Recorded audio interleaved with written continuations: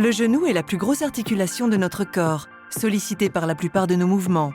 Alors si vous souffrez d'arthrose ou d'une blessure au genou, la douleur, la raideur et l'inflammation peuvent être invalidantes. Le traitement des douleurs de genou dépend de la localisation et de la gravité de l'arthrose. Le genou possède 3 compartiments, le compartiment interne ou médial, le compartiment externe ou latéral et la rotule, également appelée compartiment fémoro-patellaire ou patella. Si les 3 compartiments sont atteints, le médecin peut préconiser un remplacement total du genou.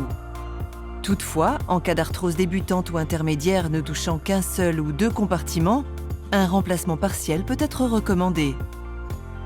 Une prothèse partielle du genou permet au chirurgien de remplacer uniquement le compartiment arthrosique, limitant ainsi le traumatisme pour les parties saines des os, des tissus et des ligaments de l'articulation. Voici Mako, une technologie d'assistance par bras robotisé utilisée par les chirurgiens pour pratiquer des arthroplasties partielles du genou.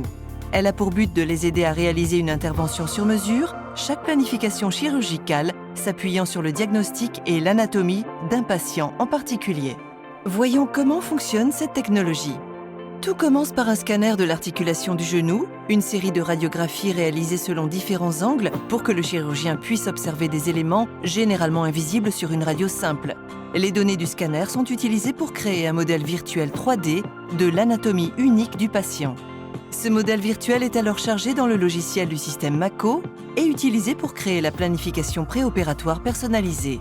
Avant l'intervention, le chirurgien étudie la taille et le positionnement prévu de l'implant. Si nécessaire, il modifie la planification préopératoire. Pendant l'opération, le chirurgien repère des points du genou pour enregistrer l'anatomie dans le système Mako. Cette procédure crée la relation entre l'anatomie réelle du patient observé au bloc opératoire et le modèle 3D utilisé lors de la planification.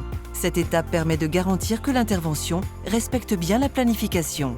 Une fois la structure anatomique enregistrée dans le modèle 3D, le chirurgien peut modifier la planification préopératoire en fonction de l'évaluation de l'anatomie et de la mobilité du patient.